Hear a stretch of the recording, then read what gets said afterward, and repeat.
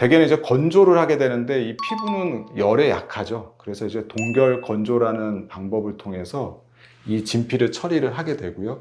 그게 인공 진피가 되는 겁니다.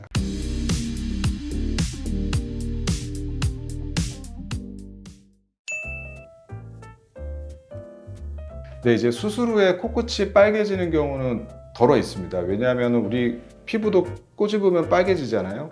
코도 높이다 보면 이제 상대적으로 피부가 당겨지기 때문에 코끝이 좀 쉽게 빨개질 수 있습니다. 단순히 빨개지는 거는 큰 문제가 되지는 않고요. 이제 대부분 수술 후에 빨개지면 염증이 생겼을까 봐 걱정들 많이 하시는데요. 이렇게 붉어지는 현상과 함께 압통, 그러니까 눌렀을 때 통증이 생기고 열감, 뜨끈뜨끈하고 부기, 이렇게 뭔가 코가 이렇게 좀 더 확 붓는다든지 그럴 때는 염증을 의심하셔야 됩니다. 특히 2주 이내에 이런 증상이 생긴다, 이런 증상들이 붉어짐과 함께 생긴다면은 최대한 빨리 병원에 가셔서 확인 받는 게 좋고요. 이런 염증이 아닌 경우에도 인공진피를 썼을 때 붉어지는 현상이 생길 수 있는데요. 처음에 인공진피가 들어오면 주변으로 이제 혈류 공급이 많아집니다. 그렇게 피가 좀 쏠려서 좀 코끝이 좀 붉어져 보일 수 있고요. 이런 것들은 일시적인 현상이기 때문에 대부분 시간이 지나면 저절로 호전됩니다. 네, 이게 사실 굉장히 어려운데요. 참고 문헌들마다도 그 내용이 굉장히 다릅니다. 그래서 콧대 같은 경우에는 사실 제가 앞서 말씀드렸지만은 저는 인공진피로 콧대를 채운 적이 거의 없기 때문에 제가 이제 제 경험으로 이제 몇 퍼센트다 이렇게 말씀드리기는 힘들고요. 자가진피로 예로 들어서 참고 자료로 말씀을 드리면은 콧대 같은 경우에 20에서 30% 정도 흡수가 된다고 하는데요. 코 안의 상태에 따라서도 달라질 수 있고요. 그 다음에 자가진피 같은 경우에는 이렇게 말아서 넣는 경우에는 그냥 한 겹으로 넣었을 때보다는 확실히 조금 더 흡수가 좀 덜 되는 것 같습니다. 그러다 보니까 대개는 이제 코에다가 진피를 넣을 때는 이 미간 쪽은 조금 더 두껍게 넣기 위해서 말아서 넣게 되고 이 코끝으로 갈수록 좀 얇게 들어가야 되니까 이렇게 한 겹으로 들어가게 되는 이제 약간 이런 형태로 좀 들어가게 되는데 그러다 보니까 상대적으로 미간보다는 코끝 부분, 코끝 위쪽 부분의 흡수가 조금 더 심한 것 같고요. 코끝 같은 경우에는 뭐 10에서 15% 정도 흡수된다라는 그런 보고도 있는데 저는 그 부분에 대해서는 동의하지 않습니다. 얼마 전에도 이게 자가진피로 수술하신 분 재수술로 들어갔는데요. 아마 자가진피로 코끝의 모양을 만들기 위해서 이렇게 동글동글하게 만드셨나 봐요.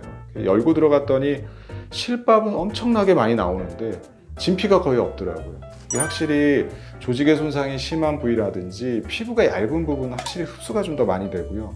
이거는 인공진피도 마찬가지인 것 같습니다. 그래서 피부가 얇을수록 흡수율은 조금 더 많아지기 때문에 정확하게 몇 퍼센트다 이렇게 말씀드리기는 좀 어려운 부분인 것 같습니다.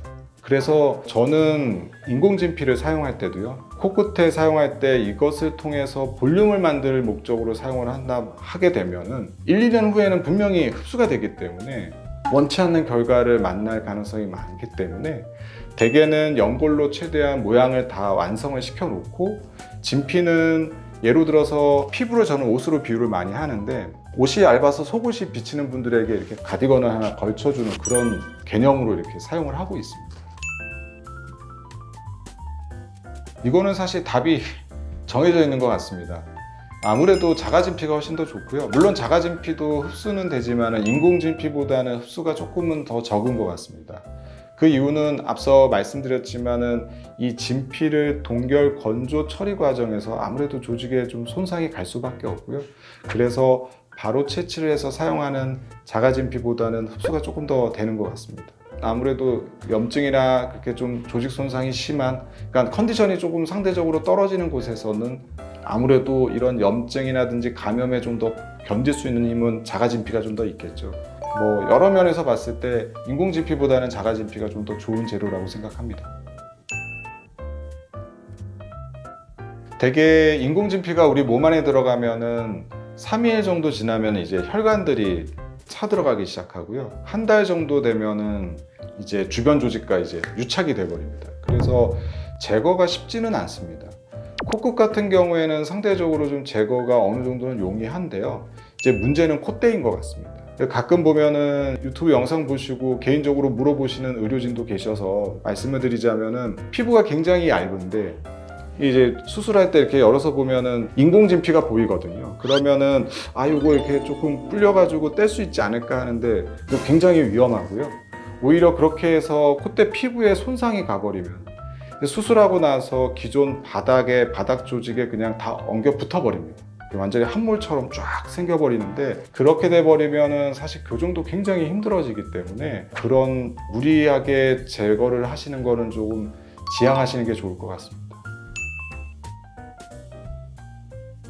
네. 요즘 이제 이런 인공진피의 사용이 증가하다 보니까 보형물 모양으로 이렇게 깎아서 만들어지는 경우도 있습니다. 대개 인공진피는 이렇게 직육면체 형태로 되어 있습니다. 그래서 필요한 크기에 맞춰서 이렇게 잘라서 사용을 하게 되는데 아무래도 이제 콧대 사용 빈도가 증가하다 보니까 이렇게 보형물처럼 만들어져 있는 제품들이 나오고 있습니다. 제가 이제 콧대에 사용했던 몇 안 되는 케이스가 이제 이런 제품을 사용을 했습니다. 재수술 상담 오신 분들 중에서 이런 제품을 썼다라고 하는데 수술 후에 요철이 다시 생겼다라는 이야기를 하시는 분들이 있어요. 그 이유는 이제 상대적으로 이런 제품들이 얇다 보니까 생기는 문제인 것 같고요. 다행히 제가 썼던 경우에는 되게 한 4mm 5mm 정도 되기 때문에 크게 문제를 제가 겪어보지는 않았던 것 같습니다. 하지만은 그 몇 케이스가 괜찮다고 해서 이 제품이나 이런 형태의 보형물이 무조건 좋다라고 이야기하는 거는 조금 위험할 것 같습니다. 네, 지금까지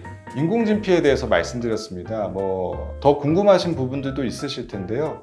그런 부분들은 댓글이나 또는 병원으로 문의를 해주시면 제가 최대한 성심성의껏 답변을 드리도록 하겠습니다. 지금까지 다른 성형외과 전문의 송진우 원장이었습니다. 감사합니다.